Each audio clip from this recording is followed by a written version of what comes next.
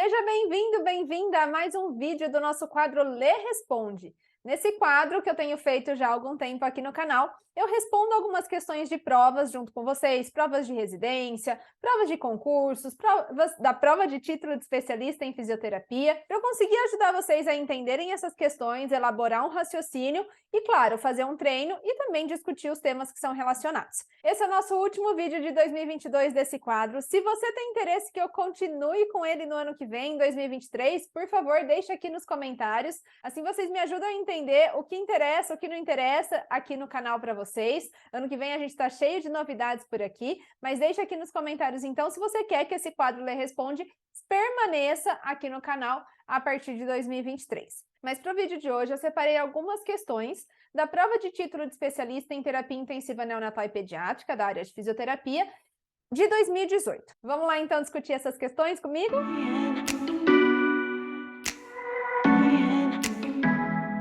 Se você não me conhece, eu sou Letícia Campos, sou fisioterapeuta, especialista em terapia intensiva neonatal e pediátrica. E aqui nesse canal a gente conversa muito sobre fisioterapia respiratória, fisioterapia neonatal, fisiologia, ventilação mecânica. Em 2023, a gente vai ter uma série de vídeos novos por aqui relacionados a esses temas. Já te convido a deixar aqui as suas sugestões e deixar também, como eu falei no início do vídeo, se você quer que esse quadro continue. Mas então, para hoje, eu selecionei duas questões da prova de títulos de especialista de 2018 para a gente conversar. As duas questões são relacionadas à mecânica respiratória. Inclusive, eu acho que vale uma série de vídeos relacionadas à mecânica respiratória, que é um tema tão importante quando a gente trabalha, quando a gente atua em terapia intensiva, envolvendo pacientes que estão em ventilação mecânica. Essa primeira questão falava sobre complacência. Então, olha só o que a gente tem aqui. A equação que representa o equilíbrio estático entre os componentes do parênquima pulmonar e da caixa torácica, medida durante a aplicação de uma pausa inspiratória de 0,5 a 1,5 segundos é... Então, olha só, para a gente pensar aqui, esse equilíbrio estático entre os componentes do parênquima e da caixa torácica significa para a gente a medida de complacência. Em primeiro lugar, que a gente tem a complacência pulmonar e a complacência da caixa torácica. Só que quando a gente vai realizar essa medida à beira do leito, fazendo uma pausa na ventilação mecânica, a gente não consegue separar exatamente o que é pulmão, o que é caixa torácica. Mas a gente consegue separar o que é, de fato, do parênquima pulmonar e da caixa torácica e não tem o componente resistivo. Então, quando a gente está falando de complacência, a gente está falando dessa capacidade de distensão, tanto do pulmão como da caixa torácica, que aqui a gente vai avaliar de forma conjunta, mas essa complacência, ela pode envolver também um certo fluxo componente resistivo, que daí a gente vai considerar a complacência dinâmica. Complacência dinâmica, então, para a gente, vai avaliar, não vai isolar o que é só parênquima pulmonar e caixa torácica, vai pegar também o componente resistivo.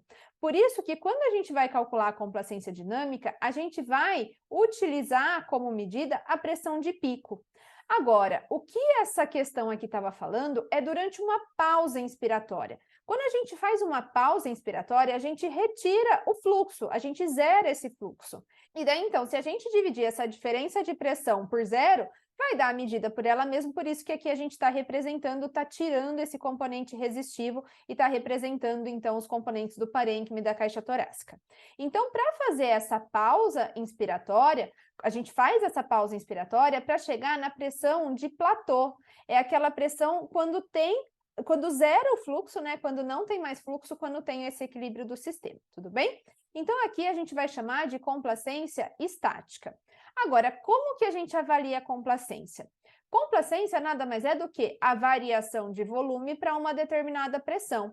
Então, a gente calcula a complacência fazendo o volume corrente dividido pela pressão de platô, no caso da complacência estática, mas aqui na complacência dinâmica é a pressão de pico, mas na complacência estática, então, pressão de platô menos a PEP. Só que a gente tem que considerar também a PEP que a gente está oferecendo para o paciente, mais a PEP intrínseca ou alto PEP quando esse paciente está realizando, a gente não pode ignorar isso. Então, a equação que representa a complacência estática, que é feita durante a aplicação de uma pausa, é volume corrente dividido por pressão de platô menos PIP total, que é PIP mais PIP intrínseca. Portanto, nós temos aqui como resposta a alternativa B, que está mostrando para a gente qual que é essa equação aqui. Então, o importante dessa questão era perceber que estava falando a respeito da complacência estática e relembrar a equação da complacência estática, que é essa. Tudo bem? Bom, aqui, segunda questão que eu separei para vocês. Em relação à constante de tempo do sistema respiratório, é correto afirmar. Vamos lá, constante de tempo nada mais é do que o tempo necessário para insuflar e desinsuflar os pulmões. Então, uma constante de tempo faz esse equilíbrio, mas não é linear. Uma constante de tempo faz equilíbrio de 63% dos pulmões, enquanto que 3 constantes de tempo faz 95% e 5 constantes de tempo, o equilíbrio de 99% dos pulmões. Então, quando a gente está falando de uma constante de tempo, a gente está considerando que houve essa insuflação pulmonar de 63% desses pulmões. E do que depende essa constante de tempo? A constante de tempo nada mais é do que complacência vezes resistência. Tanto que, quando a gente tem alguma condição que diminui a complacência pulmonar, a gente vai ter uma diminuição da constante de tempo. Portanto, o tempo inspiratório para aquele paciente geralmente é menor. Agora, num paciente que tem aumento de resistência de vias aéreas, a constante de tempo vai aumentar. Portanto, sempre que eu tiver aumento de resistência, eu vou precisar usar tempos inspiratórios e expiratórios um pouco maiores para dar tempo de acontecer o enchimento e o esvaziamento desses pulmões. Pensando em tudo isso, então, vamos lá para as alternativas para a gente entender qual que está correta.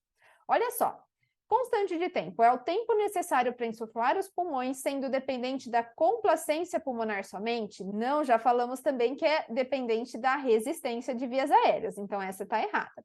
Alternativa B, é dependente diretamente das forças resistivas e elásticas do sistema respiratório, sim, né? É diretamente proporcional aqui. Forças resistivas, a gente considera a resistência, forças elásticas, a gente vai considerar a complacência.